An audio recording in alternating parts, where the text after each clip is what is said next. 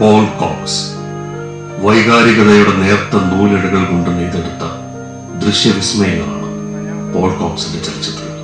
17ാമത് കേരള അന്താരാഷ്ട്ര ചലച്ചിത്രമേളയുടെ jury chairman Paul കോക്സുമായി മാധ്യമപ്രവർത്തകൻ ശശികുമാർ നടത്തിയ സംഭാഷണം ഈ ഓസ്ട്രേലിയൻ സംവിധായകന്റെ ജീവിതത്തിലേക്കും ചിന്തകളിലേക്കും കലാപ്രവർത്തനങ്ങളിലേക്കും വെളിച്ചം വീശുന്ന ഒന്നായി. തൻ്റെ കാണികളെ ഓരോരുത്തരെയും മനസ്സിൽ കണ്ടുകൊണ്ടാണ് താൻ സിനിമ സൃഷ്ടിക്കുന്നതെന്ന് അദ്ദേഹം പറഞ്ഞു. കാണികളെ തൻ്റെ ഫെല്ലോ ഡ്രീമേഴ്സ് എന്നാണ് അദ്ദേഹം വിശേഷിപ്പിച്ചത്. പടിഞ്ഞാറൻ സമൂഹത്തിൻ്റെ അത്യാഗ്രഹവും വെറുപ്പും അജ്ഞതയും ഭയാനകമാണെന്ന് തൻ്റെ പാളിപ്പോയ ഒരു ഹോളിവുഡ് സിനിമയെപ്പറ്റി പരാമർശിച്ചുകൊണ്ട് അദ്ദേഹം പറഞ്ഞു. പിന്നീട് ചോദ്യങ്ങൾ കൂടുതൽ വ്യക്തിപരമായി. തൻ്റെ ആരോഗ്യ പ്രശ്നങ്ങളും ആശുപത്രി ജീവിതവുമെല്ലാം ഇനിയുള്ള ചിത്രങ്ങളെ സ്വാധീനിക്കുമെന്നും മരണമടുത്തു കണ്ട തനിക്ക് ഇത് 2ാം വരവാണെന്നും അദ്ദേഹം പറഞ്ഞു.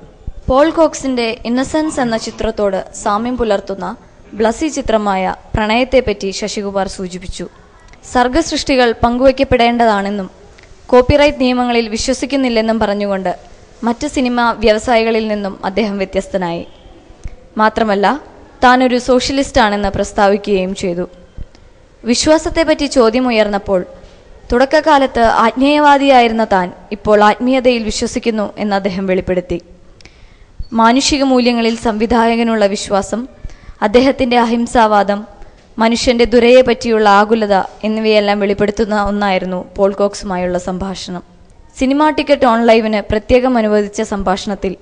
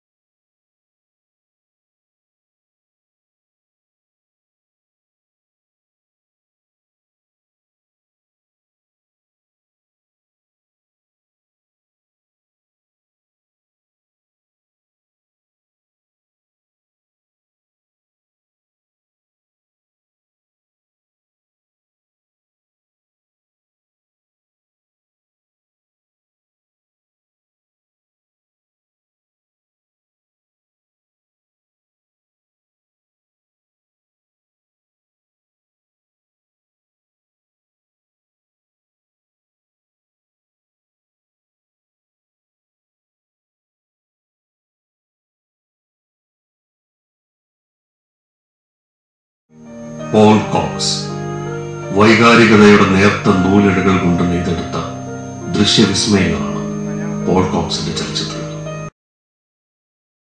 First of all, I want to ask, you're a socialist and an artist, and film is now controlled by big corporates and production houses. It's a capitalist enterprise. Has always been. And how do you feel about copyright issues? You are obviously a copyleft person because you said that you don't mind people getting inspired from you. So how do you negotiate in this field? I don't worry about it at all. I think if you are an artist and you make beautiful music and you have a friend who makes a beautiful film but can't afford to buy your beautiful music, it is your duty to give that music to your beautiful friend who made a beautiful film. I think we're in this together. And of course in the big world where everybody sues one another, that's totally bizarre and insane, but when you look at the product, what they actually sue one another for, you can forget about it. It's not very relevant, you know.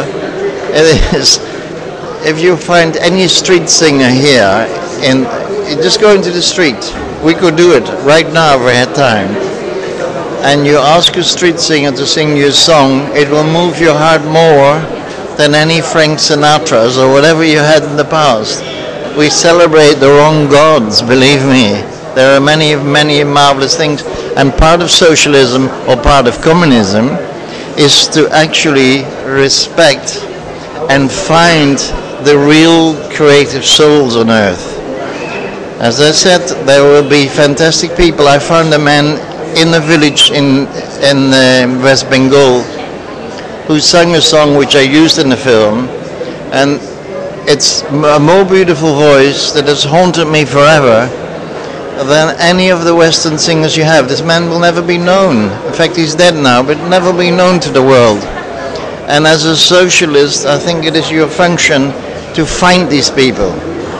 And then there's no trouble with copyright, as long as you respect what they do, and if you make money out of them, you give it to them or you share it. It's very simple. The principle is very simple. So one last question. It's about your films. I read somewhere that you wrote short stories, and you said yourself that you wrote a book. So, and I saw 2 of your films, and I read also that all the films are simple in its technique, but are very complex in its plot, its content.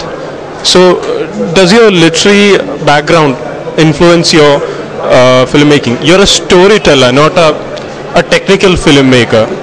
Is that right? Well, I think my films are technically quite difficult if you have a good look at them. The actual shots, we don't cut like ordinary people. It's not about I'm talking and you cut to me and you're talking and I cut to you. No, it's not like that. I turn my back. That would be a more important shot from the back than when I'm talking at you. That is far more complex to do that than actually,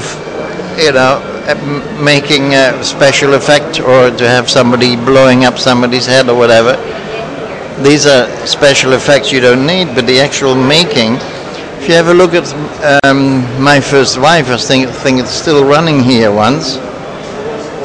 A lot of those are one shots that go on for 2 or 3 or 4 minutes, and that is a very careful orchestration, and they're very complex to do. They're not simple shots at all.